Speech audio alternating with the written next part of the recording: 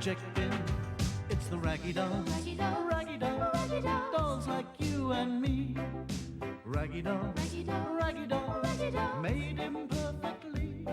So if you got a bump on your nose or lumps on your toes, do not despair. Be like the Raggy Dolls and say I just don't care.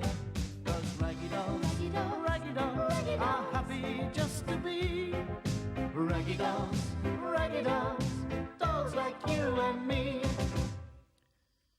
It was Saturday morning, and Mr. Grimes was in the canteen making a cup of coffee for his sister, Ethel. Mr. Grimes was not pleased. Ethel had brought along his nephews, Oz and Boz, the terrible twins. Sadsack, who was feeling a bit peckish and hoping to find a sticky bun, peeped in through the window. "I'm taking the boys up to Stony Brook Park," said Ethel, "to see the wild animals." Sadsack listened in amazement. What wild animals? He thought. "Oh, yes," said Mr. Grimes. "I've heard about that. Lord Stonybrook's new money-making venture, Safari Park, isn't it?" "That's right," said Ethel. "Why don't you come too?" Mr. Grimes was horrified. The last thing he wanted to do was to spend a day with his terrible nephews. No, thanks," he spluttered. "I've got too much paperwork to get through." Sadsack forgot about sticky buns. He couldn't wait to tell the others. "Wow," said Back to Front. "I wonder what sort of wild animals his lordship's got up there." "Oh, do you think he's got lions and tigers?" asked Lucy nervously. "What if they escape?" "Don't worry," said Dotty. "I'm sure everything is being done properly." "It sounds very exciting," said Princess. The Raggy Dolls agreed and decided to investigate straight away. It was a long walk to Stony Brook Hall, and Sadsack was beginning to wish he'd never heard of safari parks. He was hot and thirsty. As they made their way through the dark wood, the Raggy Dolls could hear strange animal noises. "This is like being in the jungle," thought Sadsack. He began to daydream. He could see himself by a campfire deep in the jungle, finding a lizard in the teapot. He could imagine himself in a sun helmet, driving a jeep across the hot, dusty plains of Africa, being chased by a rhinoceros. "Sadsack! He could hear Dotty calling him. Sadsack! Oh, come along, Sadsack. You're dawdling again." "I'm coming," he sighed, glad he wasn't really in the jungle. Meanwhile, Ethel and the terrible twins were sitting in their car by the entrance gate to the new safari park. A man took their tickets. "Now remember, keep your doors and windows closed at all times. Enjoy your visit." "We will," said Ethel. "Won't we, boys?" The boys nodded. "Can I have an hamburger?" asked Boz. "Me too," yelled Oz. "Not now. Let's see some animals first." "But I'm hungry." "Me too." "Move along, please. There's another car behind." Ethel began to get flustered. "Shush, boys. Which way do we go?" she asked. "Just follow the signs and keep all doors and windows closed," said the man. By now, the Raggy Dolls had reached the old walls of Stony Brook Park. They could hear monkeys chattering and lions roaring, but they could not see them. "Let's climb a tree," suggested Hi-Fi. "Good thinking," said Dotty.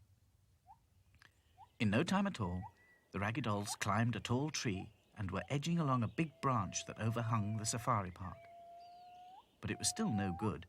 The tree was so thick with leaves, they couldn't see a thing. Sadsack began to fidget.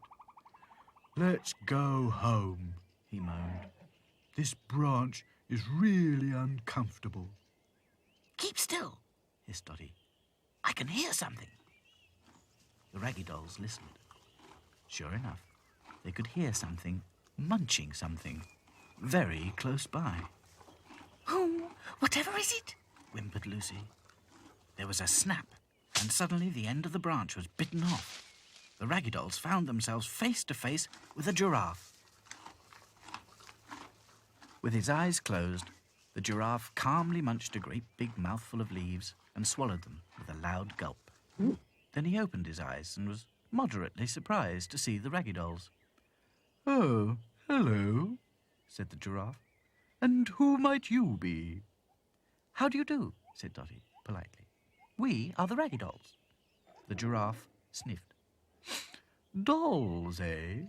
He turned his head and eyed them suspiciously. "Are you sure you're not monkeys?" Well, really, exclaimed Dotty. sacre bleu, Protested Claude. this is an outrage. "My mistake. No offence," said the Giraffe.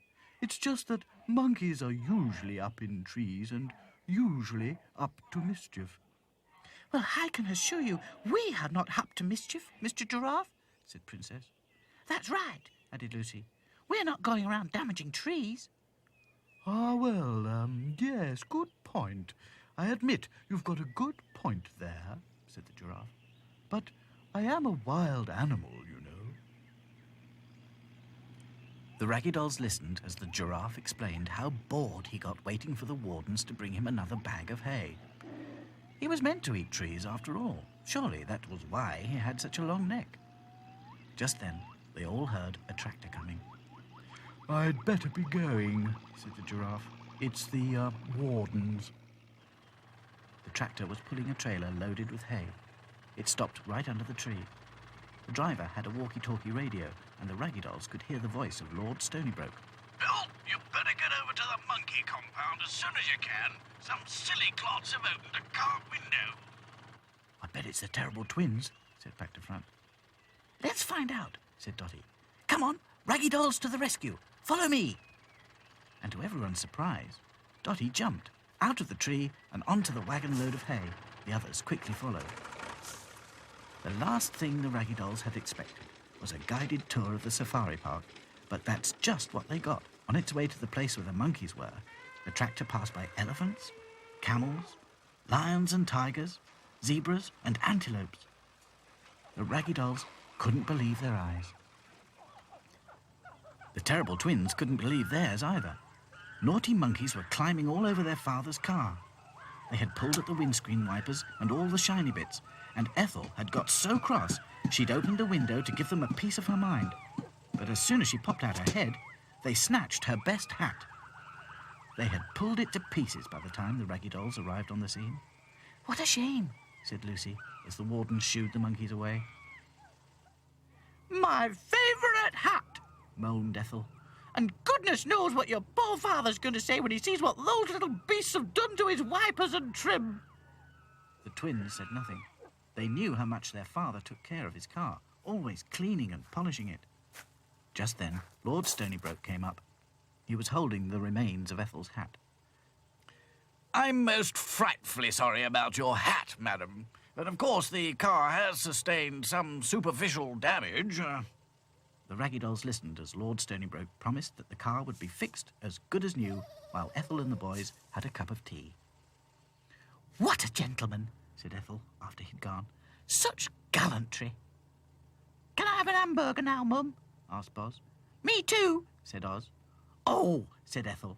I don't know which is worse, you two or the monkeys. Come on, I suppose I'd better feed you.